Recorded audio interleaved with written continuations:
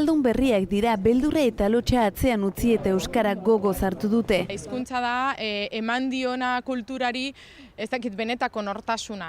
Reyes Prados ETVko aurkezlea da, Sevillan jaio zen, baina Euskal Herrian bizi da. Urtebete darama euskara ikasten eta hizkuntza menderatzea da bere helburua.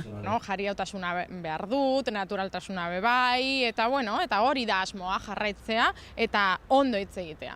Javier Ruiz de Larrinaga txirrindulariaren kasua desberdina da, arabarra da, baina dioenez eskolan ez zuen euskara ikasteko aukerarik izan. Bete gustatu zitzaidan eta ikasketak eta ondoren hasi nintzen berriro euskara ikasten eta jarraitzen dut. Orain dela urte terdi gobernu aldaketa iritsi zen, Gema Zabaletak sailburu kargua utzi zuen eta euskararekin ate berri bat ireki zitzaion. Orain arte izan da mundu ezezaguna niretzat. Eta gaur egun mundu aberatsa eta mundu oso interesgarria izaten ari da.